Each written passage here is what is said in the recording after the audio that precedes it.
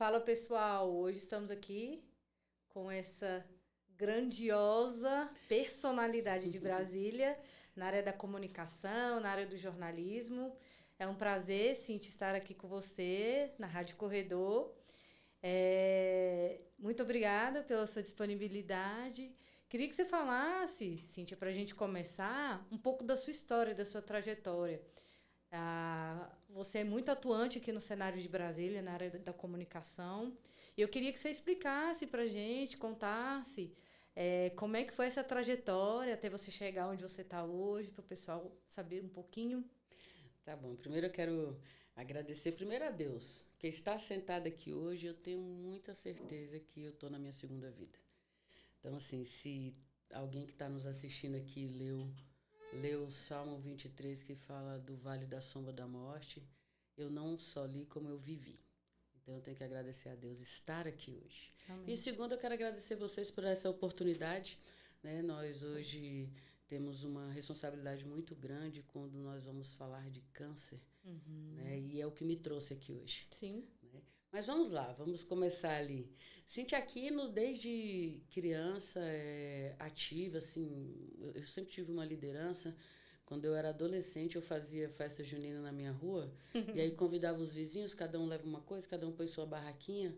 E teve uma época que na minha rua estava tão cheio de gente que tinha que ter polícia já para fazer a festa junina, de tão grande, e eu era só uma adolescente. Né? Então, assim, depois que a gente fica adulta é que a gente percebe que a coisa vinha lá de trás. Então, a gente já fazia alguns trabalhos ali, já comandava não, liderava ali, né? Por natureza mesmo, pelo dom de Deus. Sim. Né? Aquilo ali. Então, a gente já veio fazendo, aí eu cresci fazendo produção de eventos, trabalhando com produção de eventos, e é muito legal trabalhar com isso, né? E o que eu gostava mais na produção de eventos era olhar para o palco, ainda que a gente produz, está atrás, são bastidores, mas quando o show estava acontecendo, eu olhava para o cantor e olhava para quem estava ali na frente. O que mais me dava satisfação era o brilho no olho de quem estava assistindo o show. Porque quando a gente faz parte daquele tudo, até chegar aquele momento que é o auge ali, a gente vê um olho brilhando ali, a gente fala, cara, valeu a pena. E era isso que me movia a trabalhar com cultura. Né? Então, trabalhei com cultura, joguei vôlei muitos anos, eu sou uma atleta de vôlei, assim, era atacante de meio, Uau. joguei muito, gosto muito, e acho que tive um grande aprendizado em jogar vôlei, porque você aprende a trabalhar em equipe. Então, às vezes, um é melhor do que você em outra coisa, mas sem ela você não ganha. Sim. E isso é o jogo da vida. Sim. Né? Sem as pessoas ajudando pessoas, ninguém vai para frente. Vai, Sim. demora. E o resultado talvez não seja tão satisfatório como todo mundo junto. Sim. Né? Então, o vôlei me traz isso também. Eu vi que você é uma avó de carteirinha, assumidíssima. Eu vi o carinho que você tem pelo seu neto. Como é que é essa transição de ser mãe para ser vó? Dizem que ser vó é bem diferente e tudo que a gente vetou com os filhos, a gente, de alguma forma, cede com os netos. Como é que é essa sua relação? Dizem que ser vó é ser mãe com mel, né? Tipo assim. Mas eu vou dizer uma coisa, tadinho dos filhos. Porque a gente olha para os netos assim, é muito amor, é um amor incondicional que a gente não consegue medir. Você pode ver nas redes sociais vários memes de mãe brigando com o filho ou esquecendo os filhos, e é uma realidade que a gente realmente olha muito, com um olhar muito grande. E o Teodoro chegou na minha vida num momento muito importante, assim. Eu comecei a ser vó, ele nasceu em abril de 2024. Quando foi em setembro de 2024, ele tinha 6 meses, eu descobri o câncer. Uau. Então, o Teodoro, além de me tornar uma avó, e isso já é maravilhoso, ele também me trouxe vontade de viver. Né? Assim, porque o amor é tão grande. Minha filha, quando eu recebi esse diagnóstico, eu fiquei muito agoniada, assim, porque eu tinha que cuidar da minha saúde, a minha filha era mãe de primeira viagem, e eu tinha que dar suporte para ela, e tinha um neto chegando. Então, assim, são momentos cruciais na vida que a gente tem que tomar algumas decisões, e esse tipo de decisão é difícil de ser tomada. Sim. Né? Assim, eu fiquei muito preocupada com ela e com o neném, e a médica falou, se você não sair para cuidar de você agora, você não vai conseguir cuidar deles. Sim. E a vida tem disso, tem dessas coisas. Mas eu me agarrei com Deus, falei assim, não, eu sei o Deus que eu sirvo, eu sei que eu vou sair do outro lado e eu vou ajudar outras mulheres. Aproveitando que você já mencionou a questão da doença que se fez presente na sua vida ano passado, conta pra gente como é que foi a descoberta, esse processo de descoberta, o choque inicial, porque você recebeu a notícia de que está com uma doença tão devastadora em alguns aspectos. A gente sabe que o câncer, ele é uma doença que, infelizmente, chega de uma maneira arrebatadora. E se você não tiver uma rede de apoio, se você não tiver um apoio psicológico, afetivo, emocional e também um suporte da saúde em si, o processo se torna muito mais difícil. Então, conta pra gente como é que foi a descoberta. Eu sorri um pouco assim porque eu descobri no susto. Na verdade, tinha Deus ali. Na verdade, tinha Deus porque a minha barriga doeu e eu fui para o hospital. E quando eu cheguei no hospital, fizeram a tomografia para ver o que era a dor na barriga. Não era o câncer, tá? Era uma pedra no rim. Nossa. E dor de pedra no rim é uma coisa absurda. E aí, quando sai o resultado da tomografia, ele sai o resultado assim: edema, caminhozinho, né? Edema por passagem recente de cálculo. Ou seja, uma pedra passou, doeu, que me levou para o hospital. Sim. Mas a pedra não aparece no exame, mas aparece o edema, que é o caminho que ela passou. Sim. E por isso que eu senti a dor. Então, eu digo que aquela pedra foi criada por Deus para que eu pudesse ir ao hospital. E aquela tomografia saiu o resultado que ninguém quer receber, que é um diagnóstico de câncer. Mas foi a tempo para que eu pudesse tratar e cuidar. Então, fácil não é. É um diagnóstico de morte para muitas pessoas. Sim. E a gente tem que ter firmeza. Eu falei, quando a médica falou, foi engraçado, porque eu já tive que internar porque, na verdade, o diagnóstico de câncer no colo do útero fez com que muitas coisas se esclarecessem na minha vida. E, por exemplo, a saúde, uma frase que eu descobri no meu tratamento. Nós normalizamos a correria do dia a dia e negligenciamos a nós mesmas.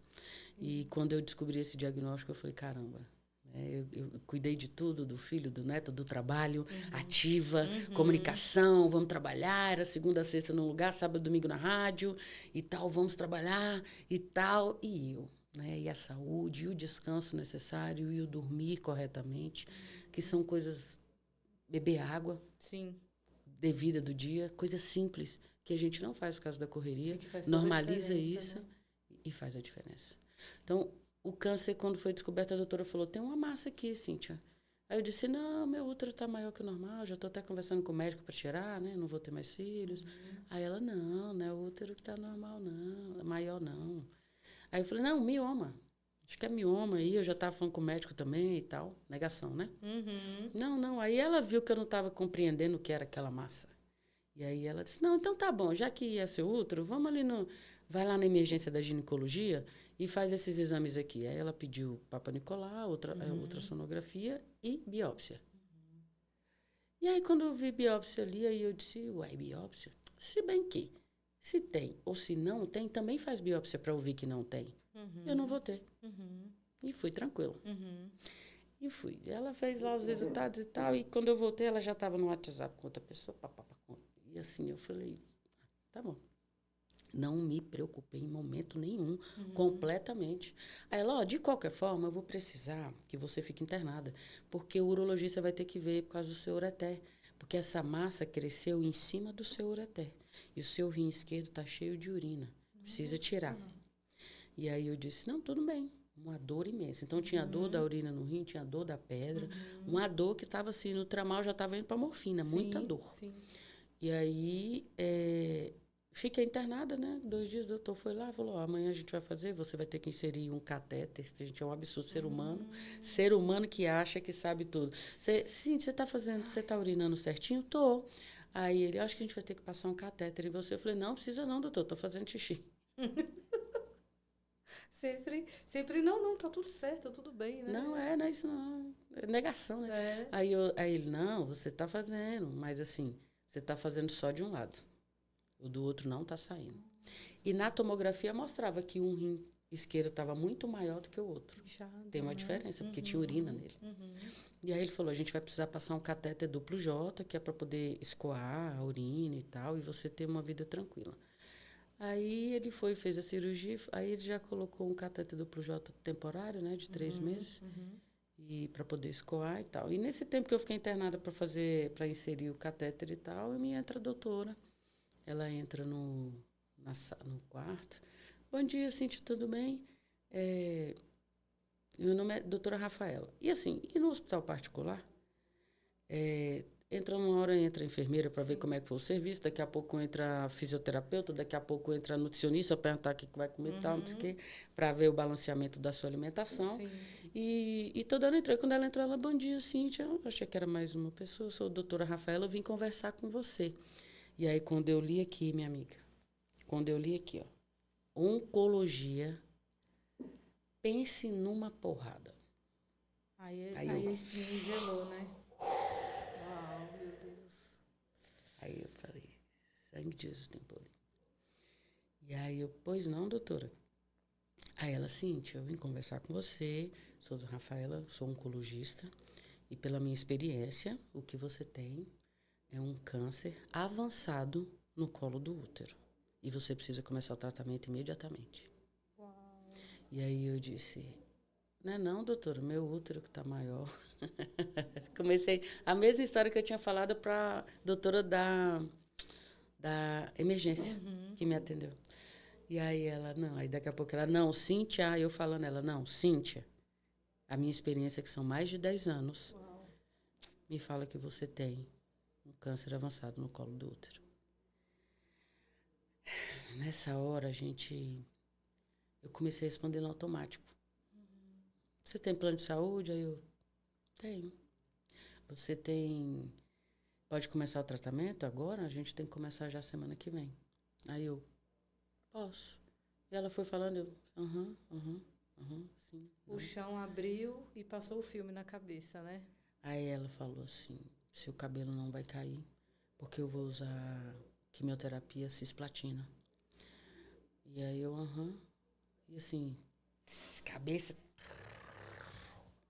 E respondendo automático. Ela, então tá bom, você vai botar o catéter e tal, quando você estiver em mim, você vai voltar semana que vem, a gente já vai fazer o seu planejamento. Vou precisar que você faça um PET scan e tal, e já foi tratando o que tem que se falar de câncer. Então, assim, para vocês que nunca viveram isso, paciente que nunca foi paciente oncológico, a gente não sabe o que está falando ali. Fiquei pensando, não, tá, é para fazer, vamos fazer. E aí fiquei internada, coloquei o catéter. E aí fiquei pensando. Quando ela saiu do quarto, a minha irmã estava comigo. E aí quando ela saiu do quarto, aí eu fiz assim. Eu ia começar a chorar.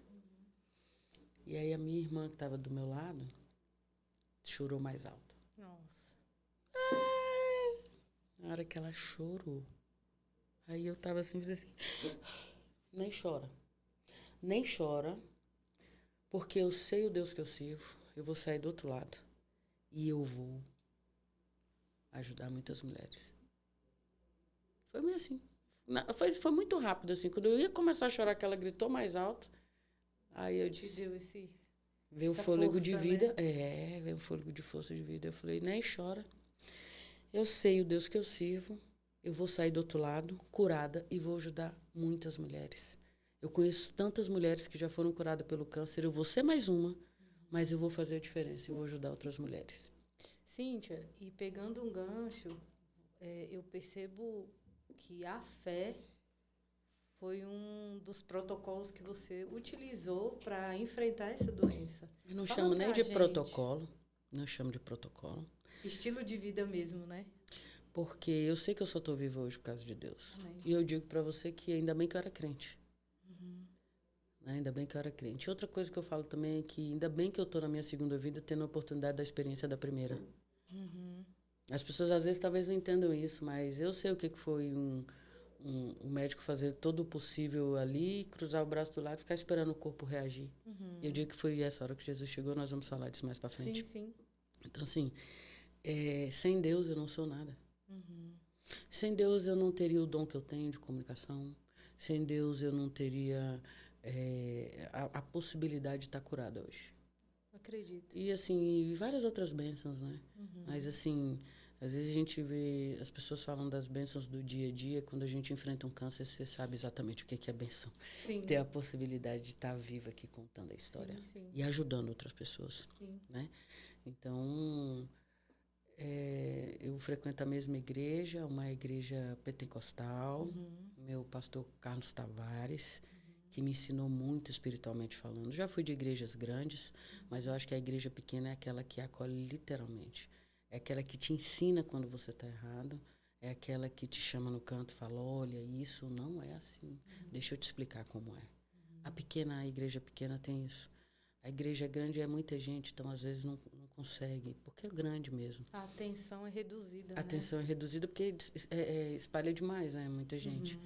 Então, mas a igreja pequena não. E lá eu aprendi muita coisa e principalmente eu tive muitas experiências com o Espírito Santo de Deus. Então, se eu não fosse crente, eu falo que se eu não fosse crente eu estava viva, não. Tinha ido. Sim. Tinha ido, eu não estava aqui mais não. Eu acredito. Então, assim, eu sou evangélica, eu glorifico o nome do Senhor. Todos os dias eu agradeço a Deus. Amém. Agradeço a Deus que eu estou viva, pelo meu emprego, porque eu respiro. Né? E porque eu estou tendo a possibilidade de levar esperança para outras pessoas. Sim.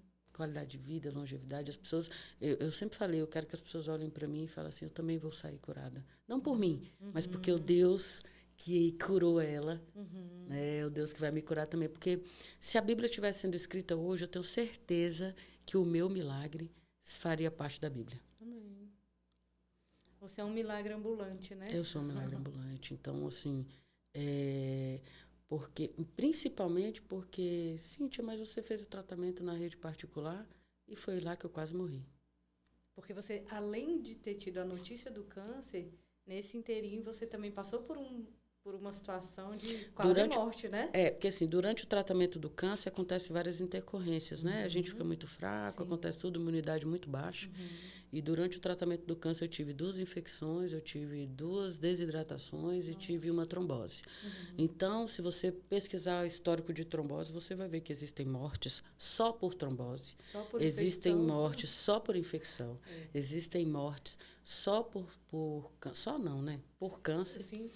E eu vivi tudo isso e estou aqui para contar a história. E inteira para buscar, para lutar, para enfrentar o câncer, trazer o enfrentamento ao câncer. Então, quando eu tive trombose, foi nesse braço direito. Esse braço para de começar a receber medicação e começa a ser tudo nesse braço. Então, se você observar depois, você olha que a veia desse braço é uma veia muito fininha que eu preciso e necessito de uma agulha de recém-nascido para poder tomar medicação, para poder tirar sangue. Quando tira sangue numa agulha maior, estoura a veia aí, fura, até conseguir o resultado. E quando você vê que você ganhou a vida de volta, a oportunidade de estar viva, nada disso importa mais. Ainda que seja dolorido, ainda que seja difícil, mas você está viva. Então, assim, você está vivo para ver meu neto crescer. Sim. Você está vivo para ver minha filha com a família dela formada, minha filha ser vó, porque eu profetizo tudo isso na minha vida. Né? E assim, eu acredito que nada é por acaso na vida, nada é por acaso na vida. E Deus só te dá também a carga que você consegue suportar. Fácil não é, nunca foi. Não quero ser Mulher Maravilha, até porque verdadeiramente eu não sou. Eu sei que foi Deus. Eu sei que tem o Espírito Santo de Deus aqui nessa história inteira, desde quando Ele criou a pedrinha na minha barriga. E para te dizer uma coisa que a gente ignora muito, alguns sinais que a gente acha que não é nada. Um pouco antes do meu neto nascer, eu comecei a ter uma coceira muito grande. Todo mundo, Cíntia vai ficar avó, ficou agora preocupada, está ansiosa, e aí ela está preocupada, está se coçando e tal. E eu internei várias vezes por causa dessa coceira, muitas vezes. Eu tive internação por causa dessa coceira de 12 dias, para tomar corticóide na veia. E a médica falou assim, eu já estou pesquisando aqui sífilis, HIV, porque a gente não acha o resultado. O corticóide era para parar a crise, mas não achava a causa do que estava ali, né? Então, eu fui esse tempo inteiro, essa coceira. E todo mundo achando já, a médica já estava passando remédio para a minha cabeça, para eu ficar mais tranquila, para eu desacelerar. e tal. E eu falava, meu Deus, será que eu cheguei nesse ponto de não perceber que eu tô com a cabeça ruim, né, e tal? Porque essa coceira não achava, né, a coisa. E aí, durante o tratamento, quando a gente fez a primeira quimioterapia, acabou a coceira. A coceira era simplesmente o corpo gritando que tinha um câncer dentro de mim. Que tinha algo de errado com você, né? Que tinha um câncer, chama síndrome de paraneoplasia. Não precisa ser necessariamente a coceira. Vão acontecer com outras pessoas de outras formas, mas é síndrome de paraneoplasia. São coisas que vão acontecer com o corpo da pessoa que depois a gente vai entender que era o corpo avisando, era o corpo falando, né? Então, eu tenho foto com a doutora lá de... Parece queimadura no corpo, de tanto que coçava. E foi o meu corpo inteiro. Nossa. Foi o meu corpo inteiro. É uma foto que não é bonita de se ver. E é uma foto que também me traz milagre. Sim. Também me traz milagre. Sim. Porque uma coceira daquele nível que eu tive no meu corpo, você perde o juízo. Eu acordava de madrugada, às vezes eu tirava o frango inteiro da geladeira, congelado. E aí eu botava no meu peito, quando parava a coceira aqui, aí eu botava pra cá, eu botava pra cá. Daqui a pouco o frango estava descongelado. E eu botava só um pano bem fininho para poder o gelo pegar por cima, para não queimar, e ia. E aí, era uma coisa... Então, eu acordava 4 horas da manhã correndo, chuveiro, água gelada. Não tinha paz, você não tem roupa em cima da pele, impossível. Nossa. Né? E eu fico vendo... Eu lembro de Amã, né? Que estava ali, comandante do exército, com lepra por baixo ali da sua armadura, e mergulhou no Rio Jordão e foi curado porque ele acreditou em Deus. Sim. Então, eu acho que...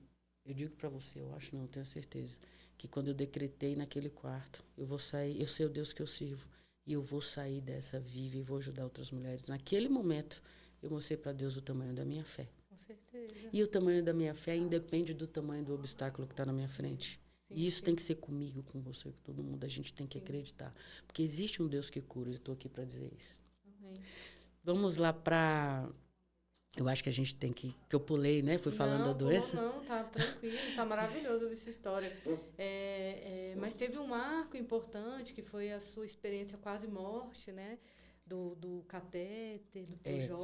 Eu fiz 4 meses de tratamento do câncer.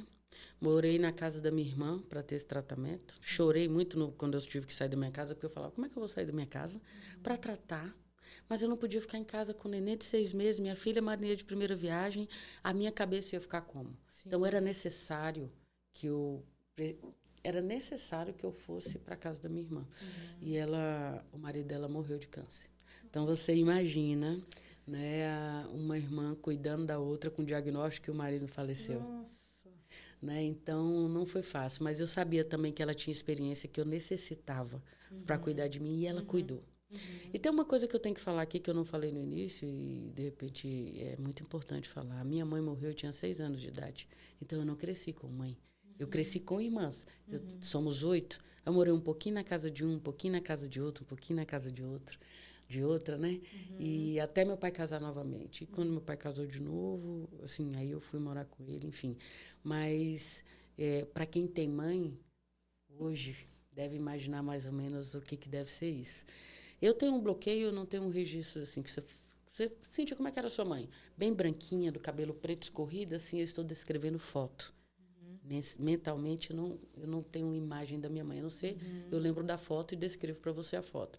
Então, eu considero que isso foi um trauma para mim, provavelmente. Sim. Até porque minhas irmãs falam que eu era caçula e eu era queridinha da mamãe. Ninguém podia entrar, que eu ia pegar gripe, que eu ficava de pijama. Se eu vestisse um vestido, eu tinha uma calça por baixo, que minha mãe tinha medo de eu pegar. Ela não me deu vacina, eu não tenho aquela marca nos braços. Não que ela vai ter febre. Então, assim, o cuidado dela era muito absurdo e tal. Então, e daí eu entendo o trauma de não ter lembrança nenhuma, porque eu perdi aquela pessoa que provavelmente fazia...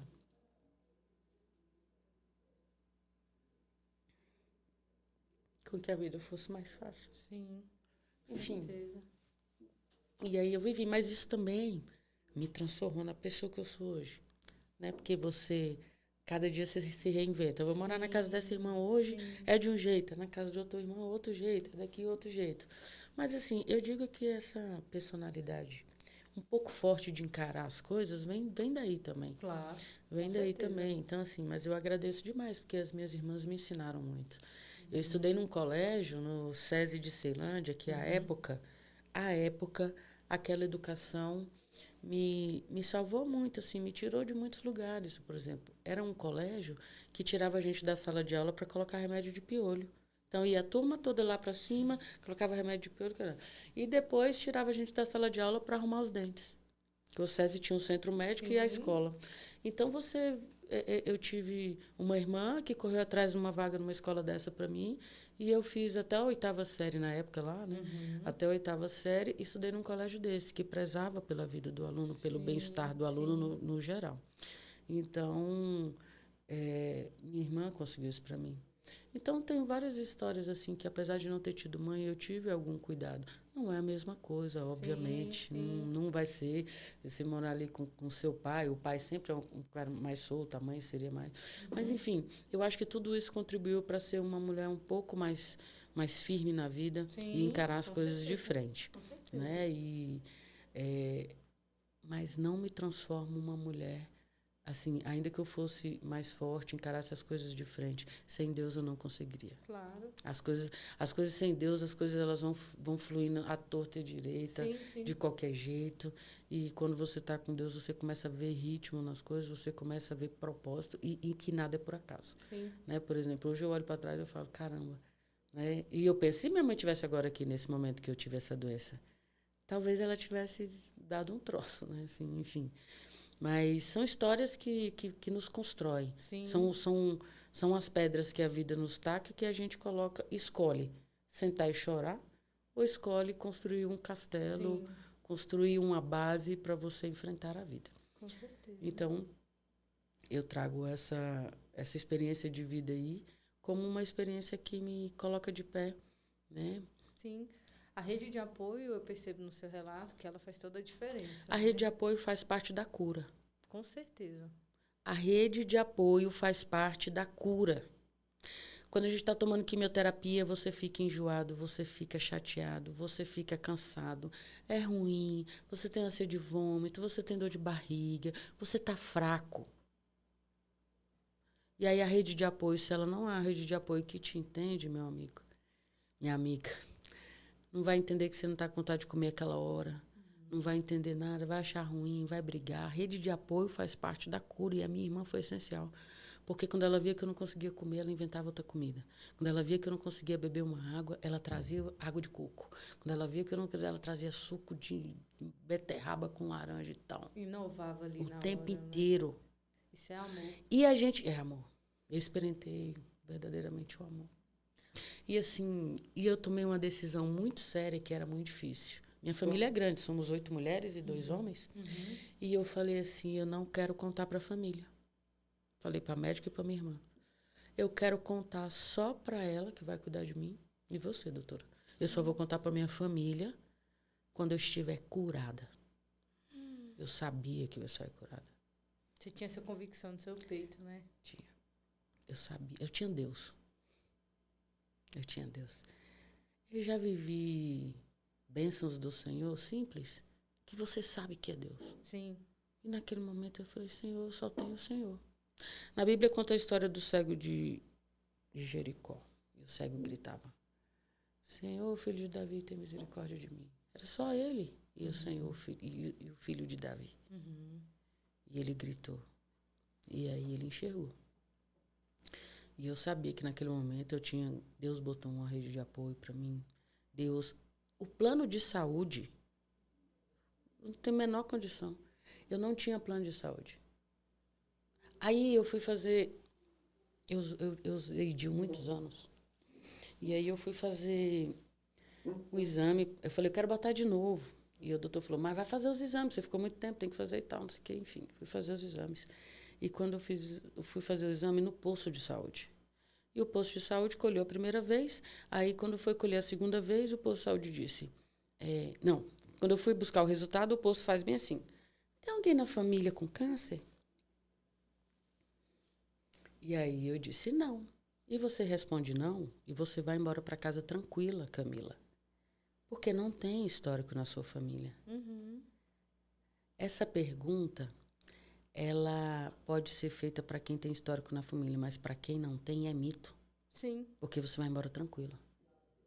Então, eu estava assim, muito mole, assisti a novela com a minha irmã, dormi e fui medir a temperatura. Não, aí eu saí e fui medir a temperatura. 11 horas estava 38,1, 2 da manhã estava 38,4, e quando eu acordei estava 39,4. E eu medi a temperatura e medi a pressão ao mesmo tempo. E nessa brincadeira, de manhã eu estava com 39,40 de febre e 9,5 de pressão arterial. E aí eu fui para o hospital. Meu irmão veio me buscar e eu falei, cara, vou pedir pro meu irmão me carregar, porque eu não estou conseguindo. Mas aí eu já pensei, se meu irmão me carregar, minhas irmãs já vão chorar, já vão gritar, porque a pessoa está com câncer, está indo carregada para o hospital, tá o quê? Tá morrendo. Então eu falei, não vou deixar isso não. Aí eu falei, Deus me ajuda. Aí eu levantei, fiquei em pé assim para ver se eu dava conta, o equilíbrio, muito frio, muito frio. Meu sobrinho passou na janela, fez assim para mim. Aí eu fiz assim para ele. Depois eu fiquei pensando, se eu tivesse morrido, a última imagem que ele tinha de mim era fazendo assim. Meu Deus do céu. E aí eu falei assim, eu vou fazer... Eu não estava conseguindo ficar em pé, mas eu falei, não quero ser carregada. Uma ignorância da minha parte, porque se eu cair no meio do caminho, era pior. Mas enfim. Aí eu falei, já sei, eu vou fazer igual um bebo no meio da rua. O bebo mira do outro lado, atravessa a pista, nem um carro pega. Eu falei, velho, eu vou fazer isso. Aí eu falei, eu tenho que só chegar no carro na garagem, eu tenho que só chegar no carro na garagem. E aí entra a cabeça mais uma vez. A mente da gente é poderosíssima. Sim. Se você pensar que você está morto, você vai morrer. Se você pensar que você está vivo, você vai viver. E aí eu profetizava toda a vida, só tem que chegar no carro, só tem que chegar no carro. Aí fiz assim com a blusa, pá, e fui correndo para a garagem. Quando chegou na garagem, entrei no carro do meu irmão, meu sobrinho veio, tia, vai para onde? E eu não gostava nem responder a criança. E ele, não, vai lá em casa. Quando eu sentei no carro, que eu fiz assim, a visão, ó, preto e roxo, parecia um videogame. Fechou, escureceu. Aí eu, meu Deus do céu, o que está acontecendo aqui? E abri o olho assim, porque eu queria ver do lado e tal. Cara, ali eu já estava indo assim para um quadro muito difícil de saúde. E aí, quando chegou lá, no caminho pro hospital, eu já tive dor de barriga. Nossa. Eu falei, cara, tô morrendo, que o corpo já tá ali gritando de várias formas, né? O olho fechando. E aí eu falei, tô morrendo. Porque tudo que eu vivi nos 4 meses, com todas as dificuldades, eu chorei, eu sofri, eu senti dor. E naquele dia nada foi igual. E aí, quando eu cheguei no hospital, minha irmã foi lá e eu já caindo da cadeira de roda, eu estava caindo. Aí minha irmã fez a minha coisa rápida, aí eu vi a menina, que o hospital particular tem esse negócio, sinais vitais, né, a triagem ali e tal. A menina, deixa eu medir aqui. Eu falei, moça, me deita primeiro, depois você mede. Aí ela, não, é rapidinho aqui. Eu falei, moça, me deita primeiro, depois você mede. Ela, não, já estou terminando, você já vai direto pro CDT, porque o seu caso realmente é grave. Aí eu, me deita. E comecei a chorar. Meu irmão chegou. O que é que tá chorando? Tá, não sei o que. Ela não deixa ela entrar. Aí, meu irmão, eu empurro, me empurra. Meu irmão foi empurrando. Só que meu irmão fala que eu falo assim, mas disse que eu tava com a língua completamente enrolada. Não falava direito. Lenta, aí eu fazia só assim, ó, que eu sabia o caminho, aí eu direcionava ele e ele foi. Quando chegou lá, eu me joguei de uma vez assim para ir no banheiro, porque eu tava com dor de barriga e eu não queria me sujar. E eu não tava conseguindo mais segurar. E aí, quando eu fui no banheiro que eu consegui evacuar, tava preto. Era sangue já. Então, assim, aí deitei e eles começaram a medir e tal, não sei o quê. Daqui a pouco minha pressão estava 7, daqui a pouco estava 6, daqui a pouco não pegou mais no braço. Então, eles tiveram que furar o pulso aqui e colocar na artéria para poder medir a minha pressão. Meu Deus. E nessa brincadeira, daqui a pouco eu já estava com... Minha pressão já estava 4/3. E aí a minha filha, minha irmã, correu, chamou a enfermeira. Quando a enfermeira chegou, a enfermeira olhou, ela entende aquele negócio, ela não esqueço nunca o barulho dela de salto. A pessoa trabalhar num pronto-socorro de salto. Aí ela entrou correndo com aquele salto dela e mexeu aqui, levantou o negócio da marca e tal, virou para minha irmã e minha filha e falou, a partir de agora, vocês não podem ir mais. Mas antes disso, ela falou assim, quando estava ali por 6, mais ou menos, tá, porque eu estou correndo um pouquinho, estava 6 ali a minha pressão, alguma coisa assim, ela virou para minha irmã e falou assim, tem que tirar o esmalte dela. Você imagina a pessoa... Aí na hora eu só abri o olho assim e falei, meu Deus, a mulher quer que minha irmã veja minha unha roxa. Eu já estava, estou indo embora. Eu falei, Jesus agora vai botar o banquinho do meu lado e vai dizer, eu sei que você quer ficar, mas chegou sua hora. Eu estava convicta daquilo. Uau. Convicta que Jesus ia sentar do meu lado e ia falar isso. Porque assim, eu não tinha vivido nada nos 4 meses. Nada nos 4 meses de tratamento daquilo. E aí, quando deu 4, 3, ela falou para minhas irmãs, minha filha, você não pode ir mais, a partir de agora é só você. Começou a empurrar a maca. Sala vermelha, porque aí todo mundo vai saindo da frente. Empurrando, e eu só vendo a luzinha passando. Pá, pá, igual um filme. Filme, né? Filme, exatamente igual filme. Pá, pá. Falei, Jesus, acho que agora eu vou encontrar com você. Né? E aí, entrou na sala vermelha e tal, entrou e com o maior silêncio. Aí eu olhei para cá, tinha uma moça, eu falei, você quem é? Aí ela falou, sou técnica de enfermagem. Aí eu olhei para cá, a enfermeira tirando umas coisas do armário, e para frente, assim, um médico no computador. Aí eu só fui deitando e você vai diminuindo. A pressão vai baixando, você vai dormindo. De repente, eu acho que você não acorda mais, eu imagino. Porque eu só fui assim. Vai apagando, né? Vai apagando. Eu abri o olho, olhava. Daqui a pouco eu só senti o doutor. Dona Cíntia, você está me ouvindo? Dona Cíntia, eu preciso da autorização da senhora. Eu preciso fazer um procedimento na senhora nesse momento, porque ser humano nenhum suporta a pressão arterial que a senhora está. Aí eu fiz assim. Aí ele, eu vou furar. Pá, eu lembro de tudo. Aí furou. Ele, isso aqui é anestesia, tá? Vou furar. Pá, furou. Então você pega aqui na central, né? Furou. Aí ele furou, olha, eu vou furar mais uma vez. Tá. Noradrenalina. Nossa. Então eu recebi noradrenalina para voltar já, né? Sim. Já é para você voltar. Sim. E aí eu recebi, fiquei lá, ele botou curativo, daqui a pouco quando eu olhei, estavam os 3 lá de carro, olhando para mim. Eu sei que aquele momento foi o momento que eles estavam esperando o meu corpo reagir. E eu sei que ali foi a exata divisão da minha primeira vida para a segunda vida. E eu sei que aí Jesus chegou e eu fui para a UTI e eu respondi. Né, assim, mas você vai para a UTI com noradrenalina. Quando eles vão tentando abaixar a noradrenalina, sua pressão cai de novo, eles voltam de novo. Então, eu fiquei naquela UTI ali por 7 dias. Mas no 3º ou 4º dia, a doutora entrou e falou assim, Cíntia, tudo bem? Eu sou a doutora Laís, estou te acompanhando aqui na UTI. Aí eu, bom dia, doutora, tudo bem? Aí ela falou assim, qual o nome do seu urologista? Aí eu falei, fulano de tal. Mas já entendi que tinha alguma coisa errada quando ela me perguntou isso. Aí ela, o motivo da senhora estar na UTI foi porque a senhora está com infecção nos rins e nos ureteres. Então, a senhora teve uma sepse com foco urinário. Sepse mata. Sepse é infecção generalizada ou igual ao foco urinário, mata. E o que gerou isso? Eu não ter ficado 24 horas me vigiando depois da retirada do catéter. Isso é negligência. Sim. E qualquer paciente oncológico, ele já se torna um paciente especial. Com certeza. O olhar para a gente não é mais o mesmo. Não é como qualquer um. Então, eu entendo que foi uma negligência ali naquele momento. Mas entre a negligência e sobreviver, a gente... No início eu queria brigar, botar justiça e tal. Depois eu falei, obrigado, Deus, que eu estou vivo. Sim. Agradeci pela vida e segui. Enfim. Isso me magoou um pouco ainda, porque a falha humana é muito difícil você tirar alguém de uma família por uma falha humana. O que você pode fazer para ajudar uma família? O que você pode fazer no seu dia ali? Sim. Ah, mas sim, todos explicaram. É um procedimento simples, de retirada, sim. Mas o tempo que fica lá, cria um biofilme no catéter, e aí tem bactéria, aí você pode desenvolver ou não infecção. Sim. Tem que estar vigilante o tempo todo. Sim. E aí, enfim, aí colocou, fiquei na UTI, graças a Deus eu saí da UTI. Quando eu saí, cheguei em casa, eu falei para minha irmã, compra carne, vamos fazer um churrasco. Né? Porque eu tô viva. Sim. E aí fiquei em casa lá. Foram momentos muito difíceis, mas assim, eu percebo completamente a divisão de uma primeira vida e de uma segunda vida. Eu tive a oportunidade de, como mestre de cerimônias, depois disso, fazer... o meu primeiro mestre de cerimônias foi no Senado. A gente foi fazer... a senadora Damares me pediu para fazer um mestre de cerimônia de uma exposição que teria lá do Holocausto. Uma exposição fantástica, maravilhosa, que todos precisam conhecer para entender o que foi aquilo. Aquilo, sim, né, é difícil de se engolir. Sim. Mas eu tive a oportunidade de estar ali naquele momento fazendo isso. E eu vejo Deus me permitindo viver novamente. E toda essa sua trajetória te inspirou projeto Carimbo.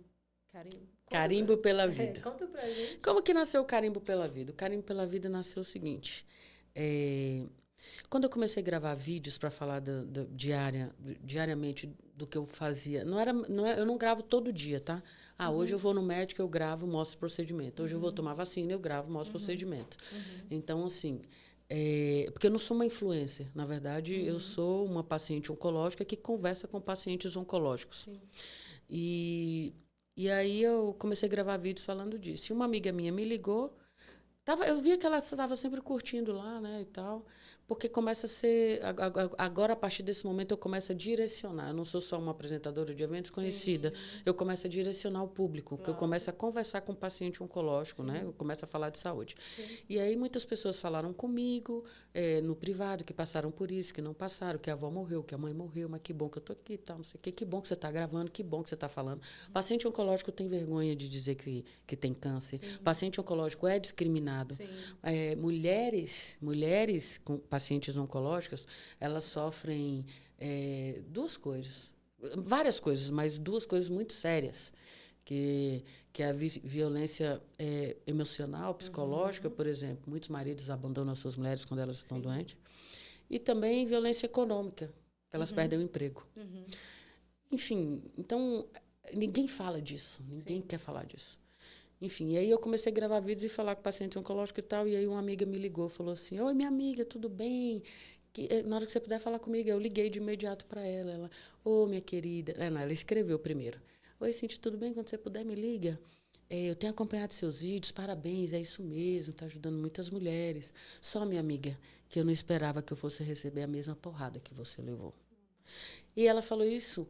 E ela estava me acompanhando mesmo, porque um dos vídeos eu falo assim, só quem levou uma porrada na cara com o diagnóstico, que é o diagnóstico de câncer, sabe do que eu estou falando.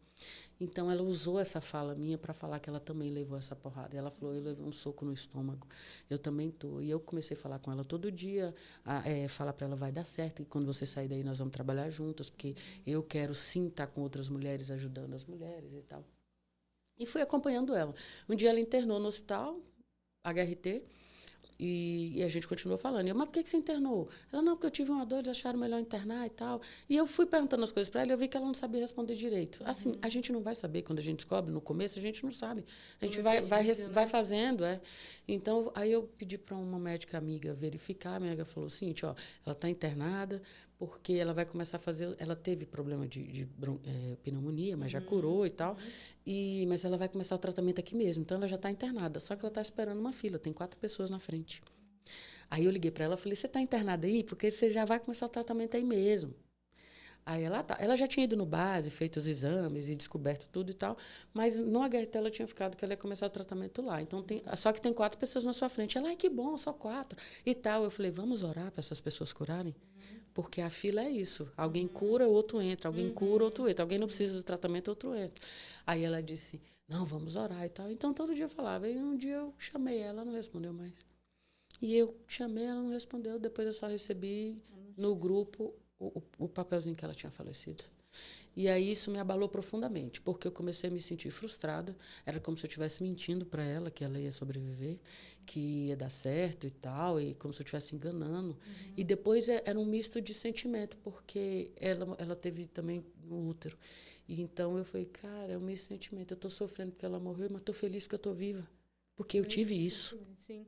Então, assim, e aí dentro de mim foi aquela ebulição. E eu chorava muito. Eu chorei. O dia que eu descobri, o dia do enterro que eu não fui, que a minha fisioterapeuta falou, é melhor você não ir, porque você está muito abalada. Porque eu só se falar dela, assim, eu já estava chorando muito.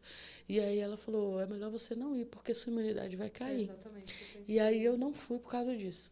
E aí mas eu fiquei muito indignada. Eu falei, eu tenho que fazer alguma coisa, eu preciso ajudar essas pessoas. Aí eu falei, já sei. Com a minha experiência de vida, eu vou ver quem são os deputados que investem na oncologia no Distrito Federal e vou gravar um vídeo. Ano que vem eu vou crescer, vou estar grande, eu vou ensinar para os pacientes oncológicos e para os familiares de pacientes oncológicos que eles só devem votar no ano que vem em quem investe em oncologia. Porque você tem vários deputados aí, eles não investem. Sim. Agora, eu não culpo ninguém hoje. Fulano não fez, ciclano não fez.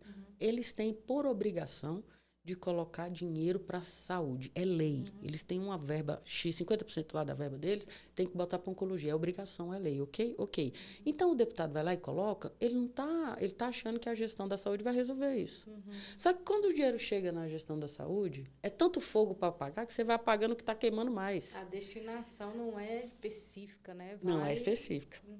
Vai para a saúde, no guarda-chuva e vai apagando o fogo que está lá. E aí eu digo, o deputado tem culpa? Não tem, ele está mandando para a saúde. Né?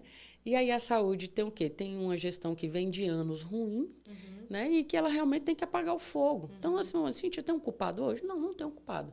Mas não existia um carimbo pela vida. Que é alguém se levantar para falar disso, que é alguém ir lá pedir para carimbar. Porque aí agora o que eu fiz?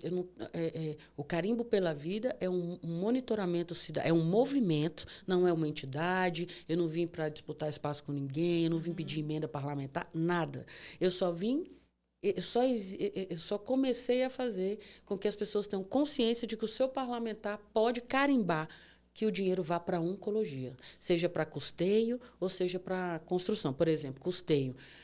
O Distrito Federal tem 4 hospitais que tratam câncer. Hospital de Base, HRT, HUB e Hospital da Criança. Então, eu comecei já pelo ano de 2025 para citar 2 exemplos para as pessoas entenderem. E aí, eu gravei o vídeo que a senadora Damares mandou 5 milhões para o Hospital da Criança em 2025 e que o deputado Roberto Negreiros carimbou no HRT, na oncologia. Então, isso são exemplos que os outros podem seguir. Sim. Então, eu usei esses 2 exemplos para começar a inspirar outros deputados. Eu não quero aqui dizer parlamentares no geral, porque senador também, federal também. Eu não quero aqui dizer que A e B não fez. Eu quero, na verdade, que eles digam assim, poxa, eu estou fora disso, não posso, vou lá carimbar. E com isso, quem ganha? A comunidade oncológica, porque não vai faltar dinheiro. E aí, eu teve um deputado que falou para mim claramente, Cíntia, às vezes entra lá dentro, muda a natureza, a gente nem sabe. Eu falei, mas não existia um carinho pela vida que vai ver que você mandou e vai dizer, ele mandou, cadê o dinheiro? Sim. Agora tem, é uma fiscalização cidadã. Eu sou uma sobrevivente do câncer que vai fiscalizar. Então, por meio da Lei de Acesso à Informação, eu já estou perguntando para todos os órgãos que envolvem, né, que têm envolvimento com a saúde. Legislativo, judiciário e o governo. Judiciário por quê, Cíntia? Porque com o número de ações que entraram na justiça para poder ter um tratamento de câncer no particular, porque estava faltando no público, isso também vai me dizer como é que está esse quadro. Sim. Né? Esse quadro. Então, você vê, no Brasil, você tem mais de 700 mil casos por ano. Se toda a cidade carimbasse um pouquinho que fosse para ter oncologia, você consegue ajustar isso aí. Não é de hoje para amanhã, obviamente, mas você consegue ajustar. Sim. Então, no Distrito Federal, são 7 mil casos por ano. Eu vi. A mais. Eu vi 7.330 casos por ano. Mais de 7 mil por ano. E dentre as mortes, o ranking no Brasil está entre as 3 primeiras... com mais frequência no brasileiro, né? Tem condição. Que é AVC, problemas no coração e câncer. E aí tem condição da capital do Brasil não ser um exemplo? Tem que ser. Então, o carimbo pela vida, ele nasce para conscientizar parlamentares, conscientizar gestores que recebem o dinheiro e conscientizar você, cidadão que está assistindo aí, que você pode cobrar o cara que você vai votar. Porque você vai votar. Sim. Ah, não quero...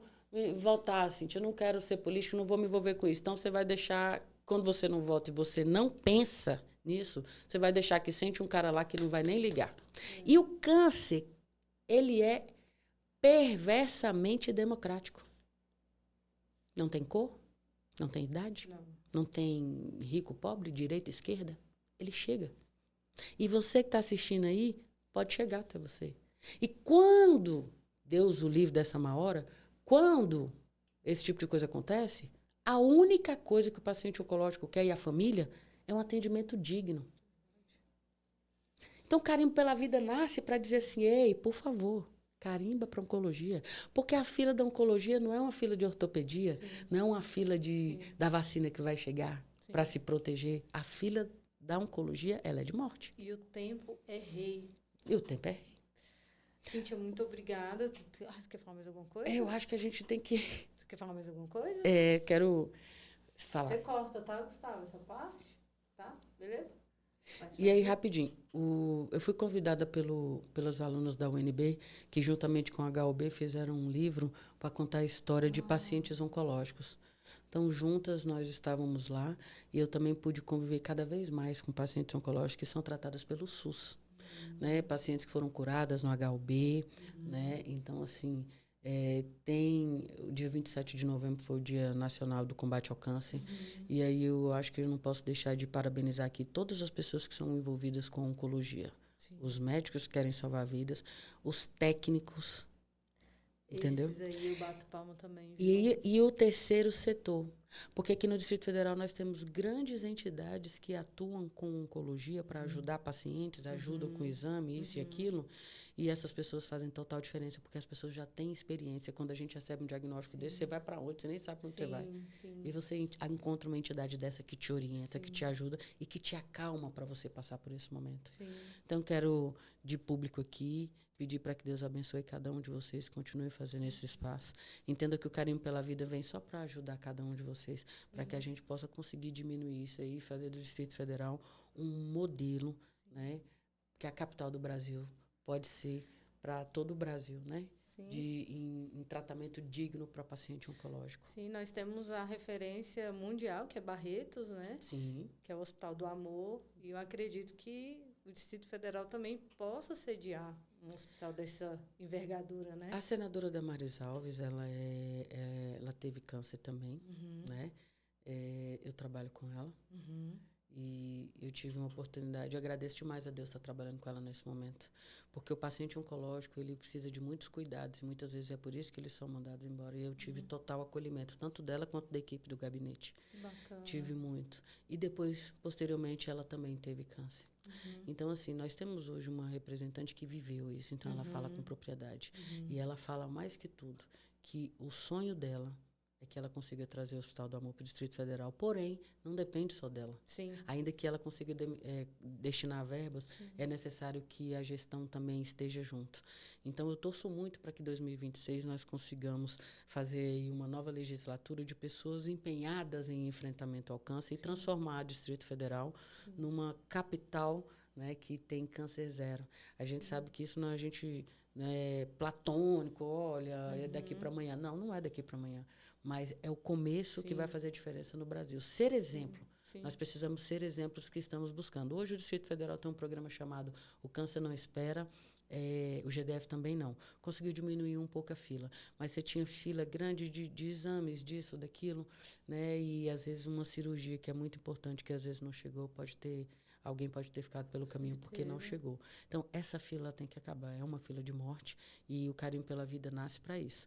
Ele nasce para monitorar, né, a verba pública direcionada para a oncologia e, principalmente, o Carimbo pela Vida é um monitoramento cidadão que vai fazer, que na verdade só quer conquistar parlamentares para que o dinheiro público, que é do público, dê mais qualidade de vida e tempo de vida para paciente oncológico.